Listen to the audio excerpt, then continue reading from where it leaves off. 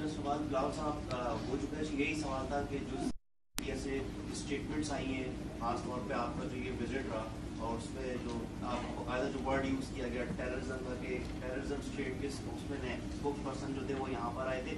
تو سر اب یہ معاملات آپ نے اس چیز کی ایک لائن تو کلیئر کر دی ہے کہ انڈیا سے آپ کے اس وقت تک پاکستان کی بات چیت نہیں ہو سکتی جب تک 4 اگست والی جو لائن ہے اس وہ ہمارا پالیسی ہے. آپ نے یہ بات بیان دے دی ہے. تو سر اب یہ اسی طریقے سے چلتا رہے گا، پھر امن کی جو باتیں ہوتی ہیں دیگر اسٹیٹس یونائٹیڈ نیشن پہ بھی اس طرح کی بات ہوئی، دیگر ممالک میں بھی، چائنا بھی اس پہ بات کرے، تو اب اس میں آگے پوزیشن کیا ہوگی؟ میرے خیال میں آگے اس کا حل نکلے گا. ایسا ہم ہمیشہ اس اسٹیٹ میں نہیں رہیں گے، لیکن آپ بھی مانیں گے کہ میرے لیے مشکل ہوگا، میرا اپنا فورن آفس کو کنونس کرنے مشکل ہوگا کہ میں ان کو کہوں آپ جا کے کسی مالک کے ساتھ آپ بات چیت کریں، جب انہوں نے دکھایا ہے اپنے ایکشنز کے تھرو کہ وہ کسی بائی لیٹرل اگریمنٹ کا حصہ کی رسپیکٹ نہیں کرتے، انٹرنیشنل لا کو رسپیکٹ نہیں کرتے، United Nation Security Council resolution کو رسپیکٹ نہیں کرتے. تو اس صورتحال میں the onus is on India to create an environment conducive to talks. ایسا تو نہیں ہے کہ دہشت گردی شروع ہوا 2019 میں. پاکستان، بھارت بھی دہشت گردی کے شکار کافی دیر سے ہوتے آ رہے ہیں، اور ان دہشت گردوں کے حملے کے باوجود بات چیت بھی ہوا ہے. اب ہم دونوں نے یہ فیصلہ کرنا ہے کہ کیا ہم ان دہشت گردوں کو، ان انتہا پسندوں کو، ان نان اسٹیٹ ایکٹرز کو پاکستان اور بھارت کے عوام کی قسمت کے فیصلے کرنے دیں گے، یا ہم خود اپنا مستقبل کا راستہ طے کریں گے. میرا خیال میں اگر it was up to the people of Pakistan and the people of India, they would be working towards peace. Last question, Akram Baloch, Capital.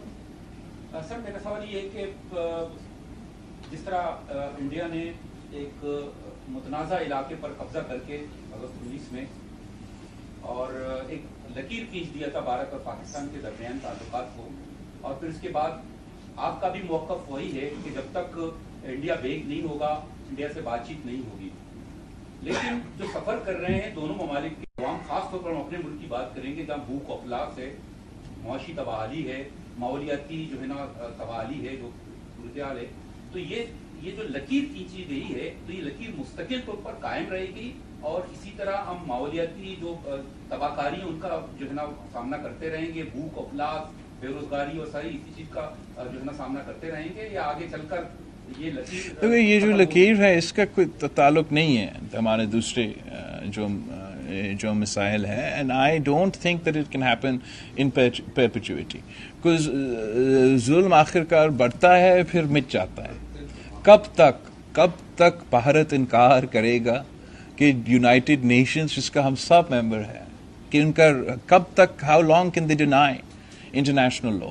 How long can they deny United Nations Security Council resolutions? How long can they run away from a plebiscite in Kashmir? ہمارا موقف کیا ہے کہ کشمیر کے عوام کا فیصلے کرنے دیں. ان کا موقف کیا ہے کہ نہیں، ہم قبضہ کر کے ادھر بیٹھے رہیں. تو میرا خیال میں کہ the arc of history is long, but ultimately it bends towards justice. اور انشاءاللہ تعالی ہم اس چیز کا حل نکالیں گے اگر ہم یہ فیصلہ پہلے سے کریں گے کہ ان کا شکل ہمیں نہیں پسند. تو اب بات چیت تو اپنی جگہ، ہم اب ملٹی لیٹرل پہ بھی نہیں جائیں گے، ہم SCO پہ بھی نہیں جائیں گے، تو کل ہم UN پہ بھی نہیں جائیں گے، ہم دوسری جگہ پہ بھی نہیں جائیں گے. تو ہمارے لیے ہم دروازے بند کرتے جا رہے ہیں. تو جو میں یہاں جو میں نے یہ فیصلہ کیا بھارت جانے کا SCO کے کانٹیکس میں، ملٹی لیٹرل کانٹیکس میں، وہ اسی کانٹیکس میں ہم نے یہ فیصلہ کیا.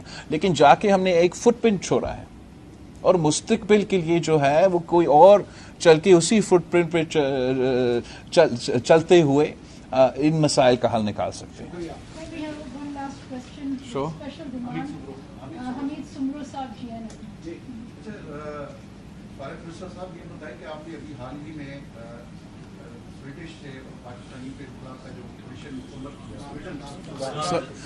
سودان، تو وہ کس طرح مکمل کیا، اس مشن کو کمپلیٹ کرنے میں آپ کے ساتھ کس نے تعاون کیا، کیا نئے تجربات؟ جہاں تک سودان کا پورا کرائسس ہے اس میں فخر کرتا ہوں کہ خاص طور پہ پاکستان کا جو فورن آفس ہے، ہمارا فورن سیکرٹری، باقی جو بھی ریلیٹیو لوگ تھے، عید پہ چل رہا تھا یہ پورا تھا، تو وہ عید پہ نہیں کیے، اور وہ دفتر میں رہ کے سارے نہ صرف ان ممالک سے لیکن ہمارے دوست ممالک سے سعودی سے، چین سے، دوسروں سے رابطہ کیا اور اتنا اچھا طریقے سے کوآرڈینیٹ کیا کہ ہم نے 1050 پاکستانیز تھے. آج رات 1 بجے آخری جہاز آ رہا ہے. جب وہ پہنچتے ہیں تو سارے جو پاکستانی سودان میں پھنسے ہوئے تھے وہ اپنے گھر واپس آئیں گے. اور میں سمجھتا ہوں کہ اس قسم کی کرائسس سچویشن میں جہاں ہمارا وسائل شاید دوسرے ممالک سے کم تھے،